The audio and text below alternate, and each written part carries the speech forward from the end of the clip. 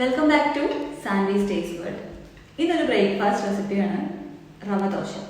വളരെ എളുപ്പത്തിൽ ഒരു 10-15 മിനിറ്റ് കൊണ്ട് നമുക്ക് ഈസി ആയിട്ട് ഉണ്ടാക്കിയെടുക്കാൻ പറ്റുന്ന ഒരു റെസിപ്പിയാണ്. നമുക്ക് ബ്രേക്ക്ഫാസ്റ്റ് ഉണ്ടാക്കുന്നതിനെക്കാട്ടിലും ബുദ്ധിമുട്ടാണ് ബ്രേക്ക്ഫാസ്റ്റ് എന്താണെന്ന് ആലോചിച്ച് കണ്ടുപിടിക്കാൻ വേണ്ടിയിട്ട്. നിങ്ങൾക്ക് എപ്പോഴെങ്കിലും അങ്ങനെ തോന്നിയിട്ടുണ്ടോ? വളരെ എളുപ്പത്തിൽ ഉണ്ടാക്കിയെടുക്കാൻ പറ്റുന്ന ഒരു സിമ്പിൾ ദോശയാണ്. അരമണിക്കൂർ കൊണ്ട് നമുക്ക് ദോശയും ചട്നിയും ഒക്കെ ഉണ്ടാക്കിയെടുക്കാം.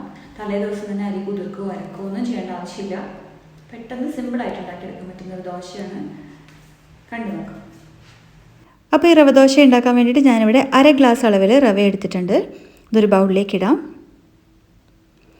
ഇനി ഇതിലേക്ക് ഒരു 1/2 ഗ്ലാസ് അളവിൽ ചൂടുവെള്ളം ഒഴിച്ച് വെക്കണം.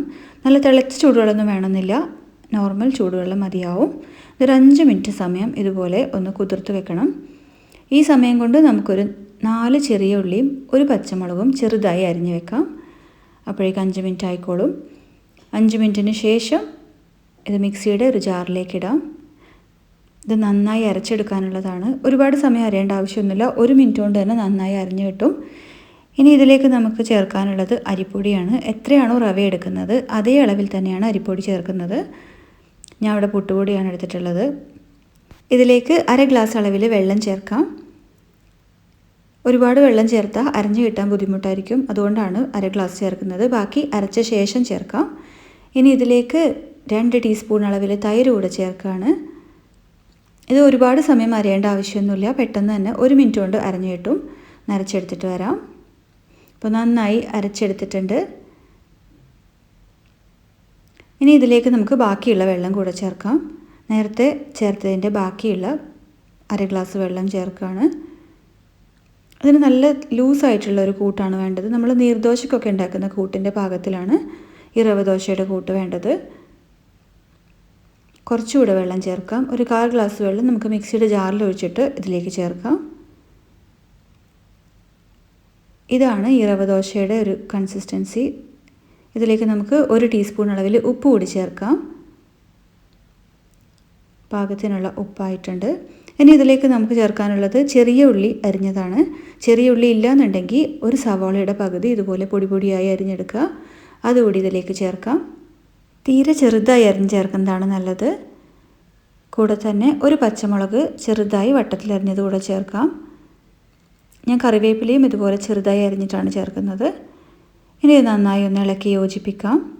ഇനി ഇതിലേക്ക് ചേർക്കാനുള്ളത് ബേക്കിംഗ് സോഡയാണ്. ഞാനൊരു 1/4 ടീസ്പൂൺ അളവിൽ ബേക്കിംഗ് സോഡ കൂടെ ചേർക്കുകയാണ്. നമ്മൾ തൈര് ചേർത്തിട്ടുള്ളത് കൊണ്ട് ബേക്കിംഗ് സോഡ ഇതിനകത്ത് പെട്ടെന്ന് തന്നെ പ്രവർത്തിക്കും. 1/4 ടീസ്പൂൺ അളവിൽ മതിയാവും. ചുടാൻ പോകുന്ന സമയത്ത് മാത്രമേ ഇത് ചേർക്കാൻ പാടുള്ളൂ. അപ്പോൾ നമ്മുടെ റവ ദോശയുടെ കൂട്ട് റെഡി ആയിട്ടുണ്ട്. ഒരു ദോശക്കല്ല് അടുപ്പിൽ വെച്ച് ഇത്തിരി വെളിച്ചെണ്ണ ഒഴിച്ച് ഇതുപോലെ ഒന്ന് ചുറ്റിച്ച് കൊടുക്കുക. കല്ലൊന്ന് ചൂടായ ശേഷം ഒരു 2 തവി മാവ് കോരി ഒഴിക്കാം. ഈ തവി കൊണ്ട് തന്നെ പരത്തിയെടുക്കരുത്. മാവ് ഇതുപോലെ ഒന്ന് കോരി ഒഴിച്ച ശേഷം ഈ തവയൊന്നിങ്ങനെ ചുറ്റിച്ച് കൊടുത്താൽ മതിയാവും. ഇത് അടച്ചു വെക്കേണ്ട ആവശ്യമൊന്നുമില്ല. ഇതുപോലെ അരികൊന്ന് ബ്രൗൺ കളറായി വരുന്ന സമയത്ത് ജസ്റ്റ് ഇതുപോലെ ഒന്ന് മടക്കിയിട്ട് എടുക്കാം. മറിച്ചിടേണ്ട ആവശ്യമില്ല, അല്ലാണ്ട് തന്നെ പെട്ടെന്ന് തന്നെ വെന്തോളും.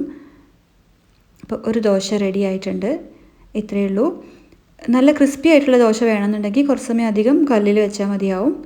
സോഫ്റ്റ് ആയിട്ടാണ് വേണ്ടതെന്നുണ്ടെങ്കിൽ പെട്ടെന്ന് എടുക്കാം. അരികൊന്ന് ബ്രൗൺ കളറായി വരുന്ന സമയത്ത് തന്നെ എടുത്താൽ മതി. ഓരോ പ്രാവശ്യം കൂട്ടൊഴിക്കുന്നതിന് മുമ്പും ഇത്തിരി വെളിച്ചെണ്ണ കല്ലിലൊന്ന് തടവണം. നല്ല ടേസ്റ്റി ആയിട്ട് കിട്ടും നമ്മുടെ റവ ദോശ. വളരെ പെട്ടെന്ന് തന്നെ ഉണ്ടാക്കിയെടുക്കാം. ഇത്രയേ ഉള്ളൂ. സോഫ്റ്റായിട്ട് വേണമെന്നുണ്ടെങ്കിൽ പെട്ടെന്ന് കോരിയെടുക്കാം.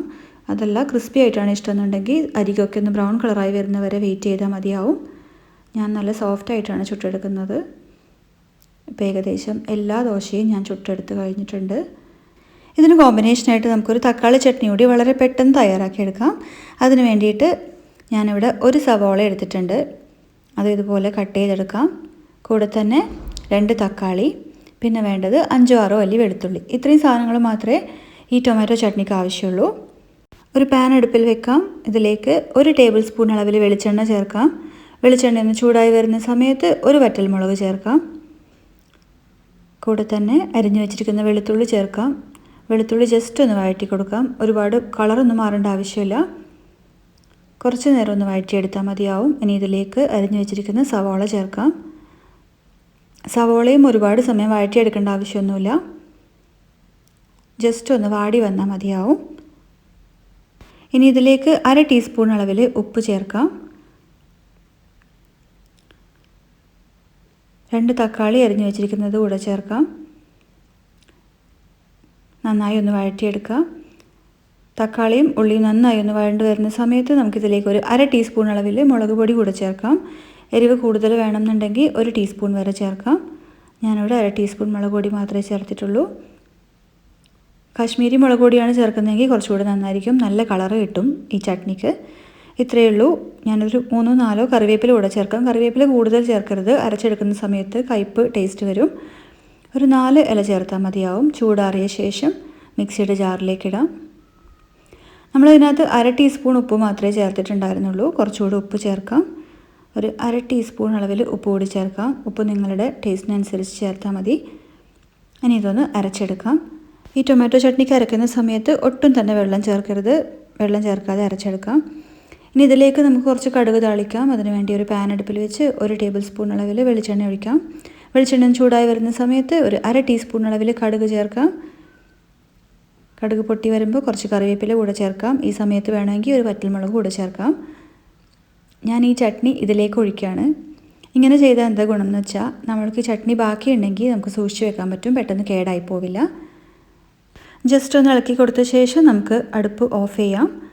ഇത്രയേ ഉള്ളൂ. ടേസ്റ്റി ആയിട്ടുള്ള ടൊമാറ്റോ ചട്നി റെഡി ആയിട്ടുണ്ട്. അപ്പോൾ നമ്മുടെ ദോശയും ചട്നിയും ഒക്കെ റെഡി ആയിട്ടുണ്ട്.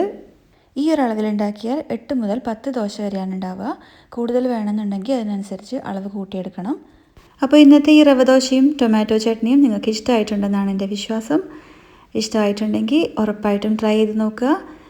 ഈ റെസിപ്പി മറ്റുള്ളവരോട് കാണണമെന്ന് ആഗ്രഹിക്കുന്നുണ്ടെങ്കിൽ ഷെയർ ചെയ്യുക. കൂടെ തന്നെ എൻ്റെ ചാനൽ മറക്കാതെ സബ്സ്ക്രൈബും ചെയ്യുക. അടുത്തൊരു വീഡിയോ ആയിട്ട് വീണ്ടും കാണാം. Thank you.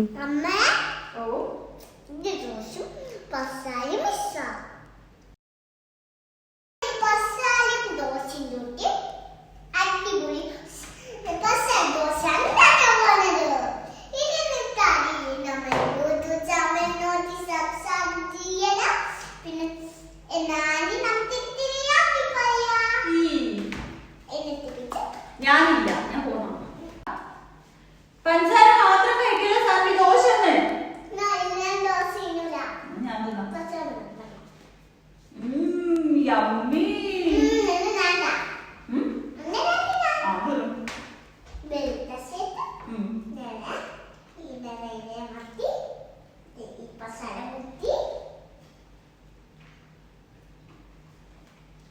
Yummy. പഞ്ചസാരയാണോ yummy?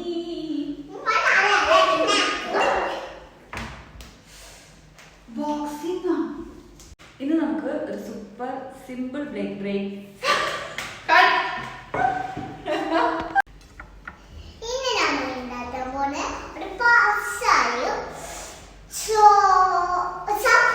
Breakfast റെസിപ്പിയാണ്.